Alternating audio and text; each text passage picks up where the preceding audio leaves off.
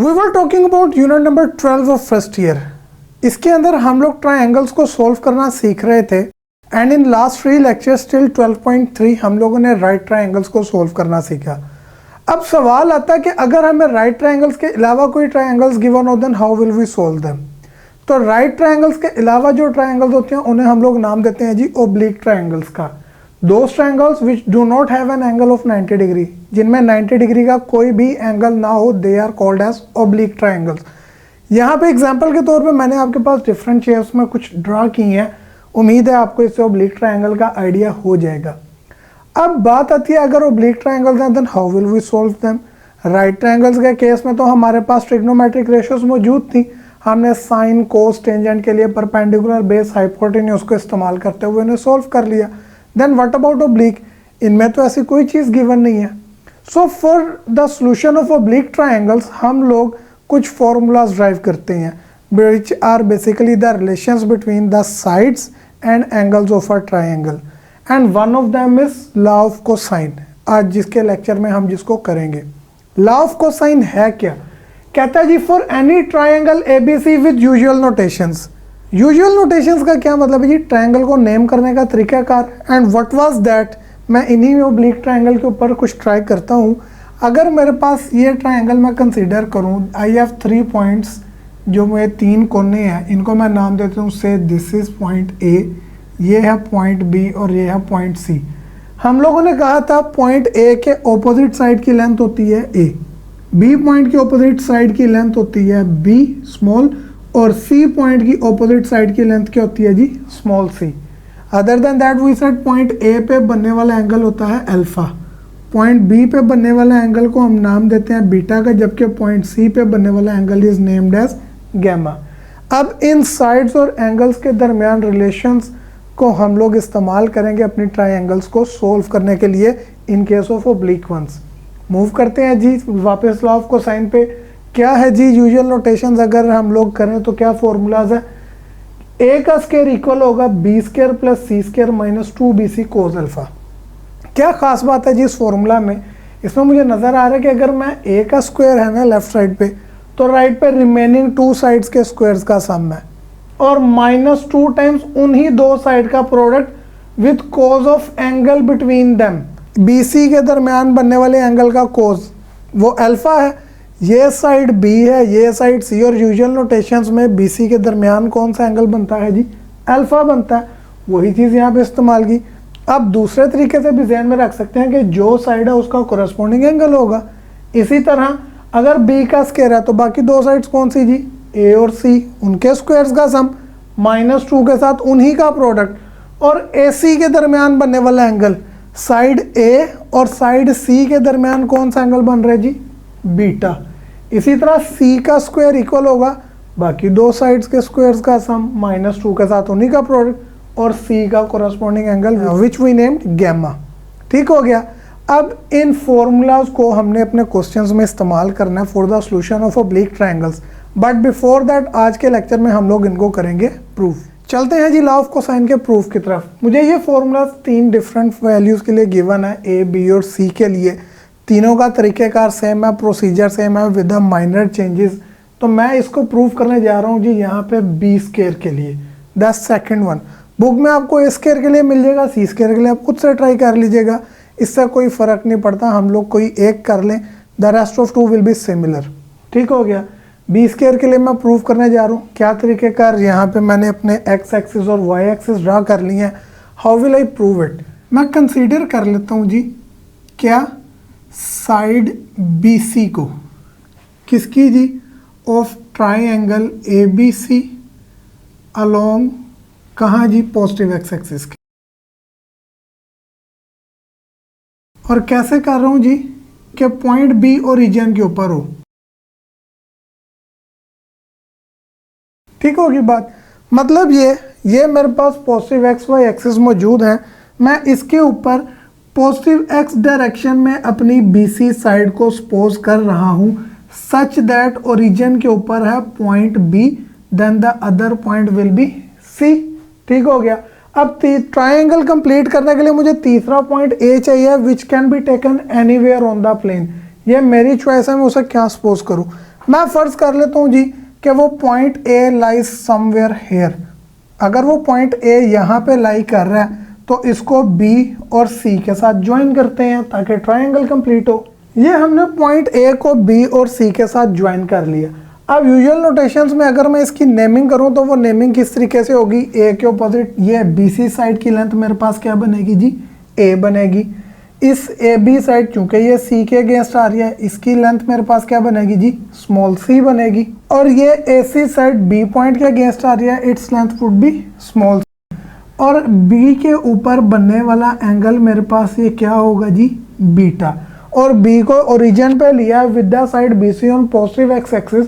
इसका फ़ायदा मुझे यह भी हुआ कि एंगल बीटा जो कि एंगल ए बी सी भी मैं कह दूं, ये मेरे पास स्टैंडर्ड पोजीशन में आ गया। स्टैंडर्ड पोजीशन से मुराद द एंगल जिसकी इनिशियल रे पॉजिटिव एक्स एक्सिस पे और जिसका वर्टेक्स ओरिजिन पे, उन्हें हम स्टैंडर्ड पोजीशन में एंगल कहते हैं। ठीक हो गया, ओरिजिन पे लिया तो देन फ़ायदा ये हुआ कि एंगल ए बी सी यानी ये सेंटर पॉइंट बी पे बनने वाला एंगल जो कि किसके इक्वल है जी, बीटा के, ये होगा स्टैंडर्ड पोजीशन में।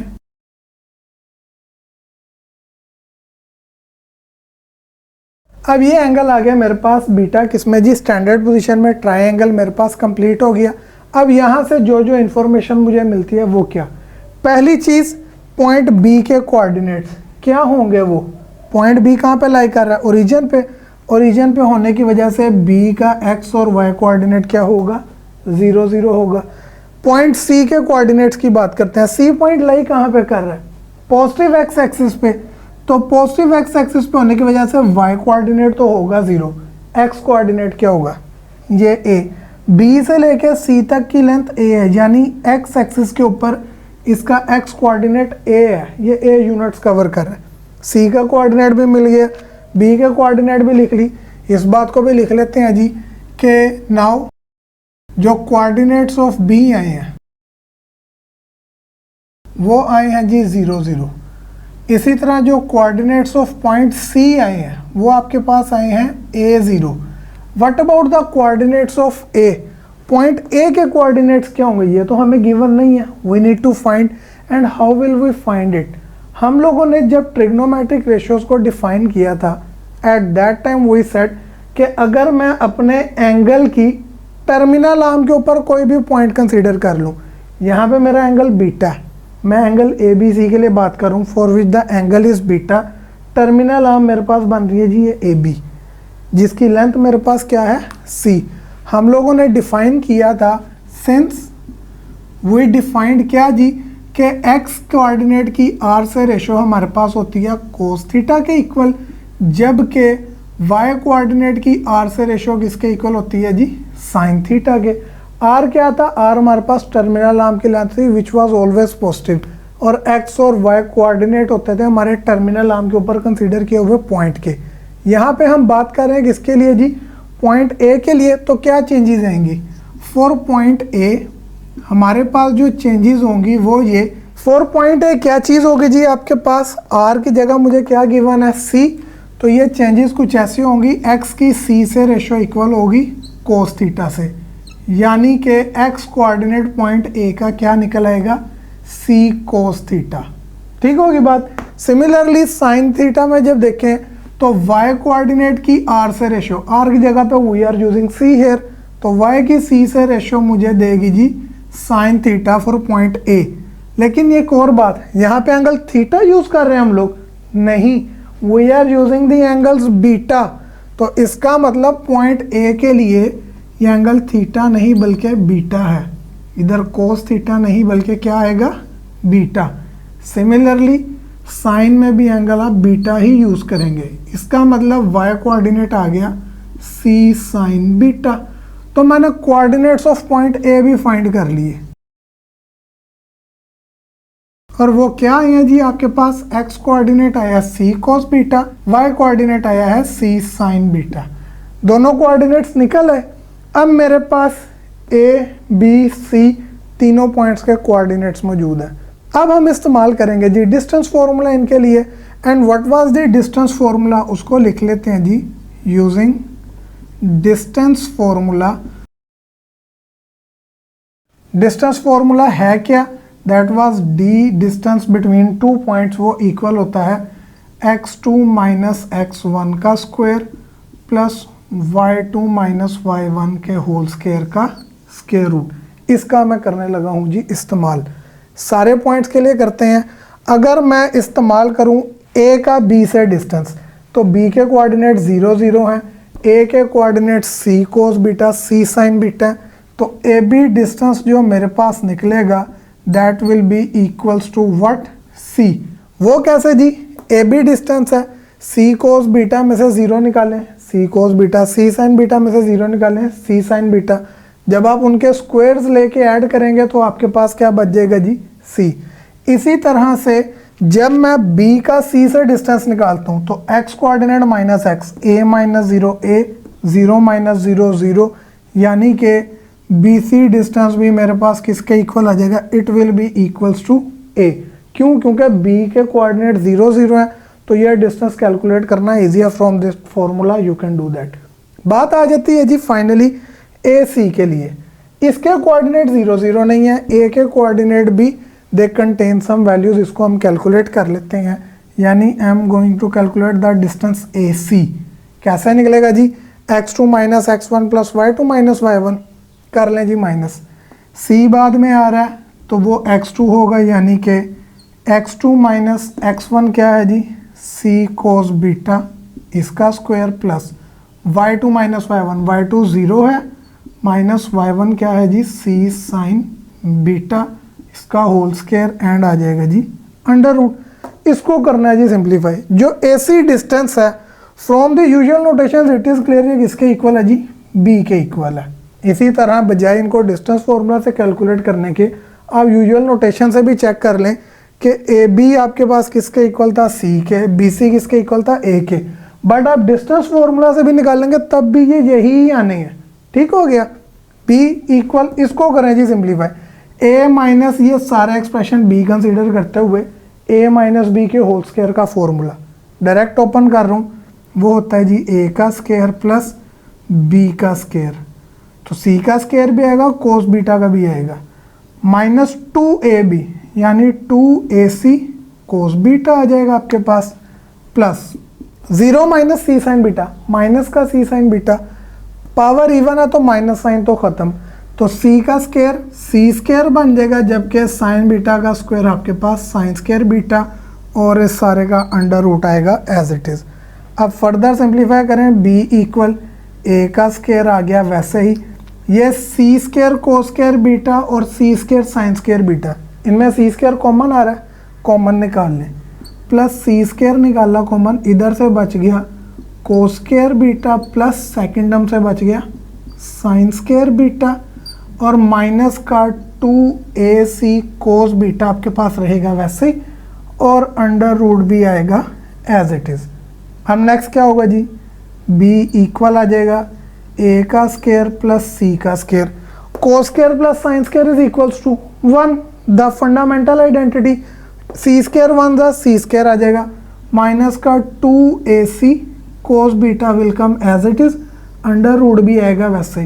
क्या चीज़ यूज़ की है जी आपने, वी सेड के cos square beta plus sine square beta किसके इक्वल होता है जी, it is equals to 1, this is what we used here. अब अंडर रूट एलिमिनेट करना है, taking square on both sides, ये लें जी दोनों साइड्स का कर लें आप स्क्वायर, स्क्वायर करने से होगा क्या, ये स्क्वायर अंडर रूट से कैंसिल, मेरे पास बच जाएगा जी B का स्क्वायर इक्वल अंदर वाली value A square plus C square minus 2AC cos of beta, and if you see यही वो आइडेंटिटी है जो हम लोगों ने प्रूव करनी थी, the law of cosine for B square, ये हम लोगों ने प्रूव कर ली है। इसी तरह से आप बाकी दो भी प्रूव कर सकते हैं विद सम नॉमिनल चेंजेस। अब at the end there are certain questions that may come into mind कि जब हमने इसको प्रूव किया, हमने BC को पॉजिटिव एक्स एक्सिस पे लिया, ट्राइंगल को कोऑर्डिनेट एक्सिस पे क्यों बनाया, ये हम लोगों ने किया for the sake of convenience. आप अगर नहीं लेना चाहते कोऑर्डिनेट एक्सिस पे ना लें, आप इस ट्राइंगल को जिस मर्जी पोजीशन में रखें, क्या ये लेंथ चेंज होगी, मैं इसी ट्राइंगल को घुमा के किसी और तरीके से रख दूं, but the distance between point A B and C they will remain same. दूसरी बात कि पॉजिटिव एक्स एक्सिस पर रखने की वजह से मेरा एंगल स्टैंडर्ड पोजीशन में आ गया। जब एंगल स्टैंडर्ड पोजीशन में आ गया तो मेरे लिए उसका कोऑर्डिनेट्स फाइंड करना इजी हो गया। उसके बाद तीसरी चीज़, जब मैंने पॉजिटिव एक्स एक्सिस पे लिया, बी को रीजन पे रखा, तो 2 पॉइंट्स के कोऑर्डिनेट मेरे पास ऑलरेडी निकल है। बी के कोऑर्डिनेट 0 0 निकल है, एक सी के कोऑर्डिनेट ए 0 निकल है, सिर्फ मुझे ए के फाइंड करने पड़े।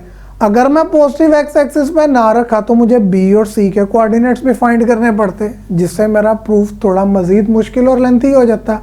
बी के भी कोऑर्डिनेट्स निकालता, सी के भी निकालता, देन ए के निकाल के सिंप्लीफिकेशन करता, तो मेरे लिए वो काम मुश्किल हो जाना था। सो दैट इज़ वाई हमने इसको अपने एक्स वाई प्लेन में रखते हुए सोल्व किया, ताकि ये आसान से आसान तरीके से प्रूव हो जाए।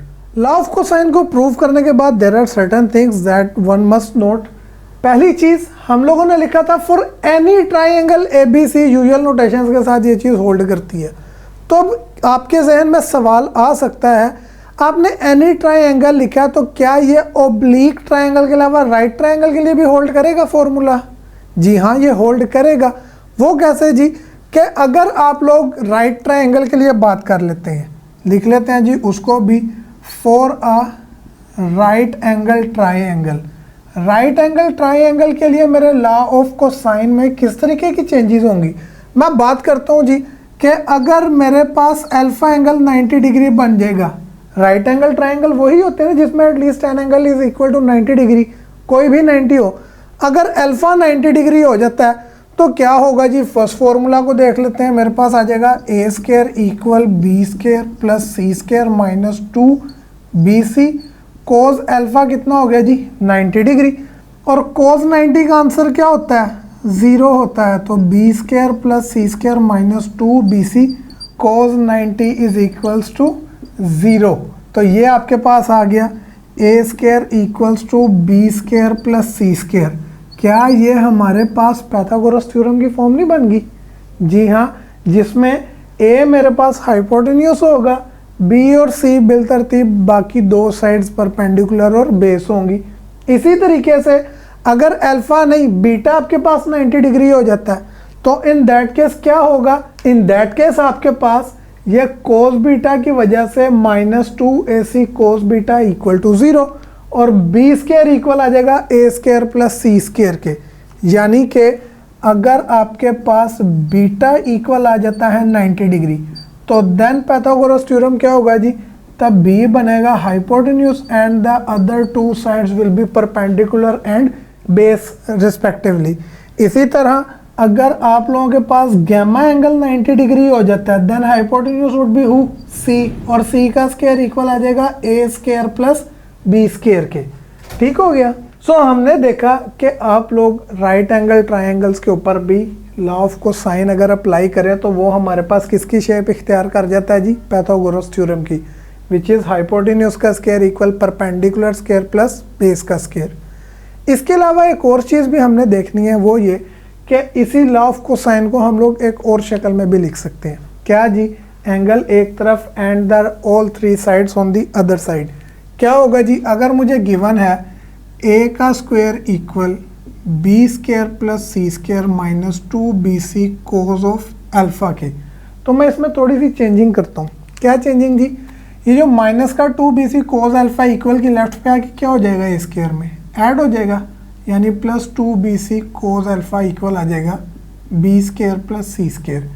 अब ये ए स्क्वायर जो ऐड हो रहा है राइट में जाके होगा माइनस, यानी 2bc कोस अल्फा इक्वल आ गया B square plus C square minus A square. And now this 2bc जो कि कोस अल्फा से मल्टीप्लाई हो रहा है इक्वल की राइट पे जाके क्या होगा? डिवाइड। तो आपके पास आ जाएगा cos alpha equal B square plus C square minus A square. वैसे ही इधर आके डिवाइड हो जाएगा 2bc। तो ये मेरे पास लॉ ऑफ कोसाइन की एक और शक्ल भी आ गई है, जिसमें एंगल एक तरफ और बाकी तीनों साइड्स दूसरी तरफ गिवन है। सिमिलरली अगर मैं बाकी 2 को भी चेंज करूं तो वो किस शक्ल में आ जाएंगे? मेरे पास कोस बीटा इक्वल बनेगा किसके? A square plus C square minus B square over 2ac। अब सवाल जहन में आता है कि इतनी फ्लुएंसी से आप कैसे याद करेंगे।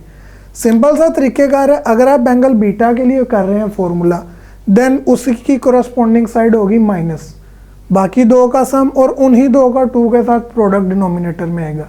अब इसको देखते हुए मैं कोस गैमा का अगर फॉर्मूला बनाऊं, गैमा तो गैमा के अलावा बाकी दो साइड्स का सम होगा, वो कौन सी होती हैं जी, वो होती हैं ए और बी। गैमा की कोरस्पॉन्डिंग साइड सी का स्क्वायर होगा माइनस, और डिनोमिनेटर में जो ऐड हो रही है उन्हीं दो का 2 के साथ आएगा प्रोडक्ट। तो ये हमने लॉ ऑफ कोसाइन को एक और शक्ल में भी लिख लिया। हम लोगों ने इसको दोनों तरीकों से याद रखना है। It will depend on our given data कि हम इसको किस शेप में इस्तेमाल करेंगे।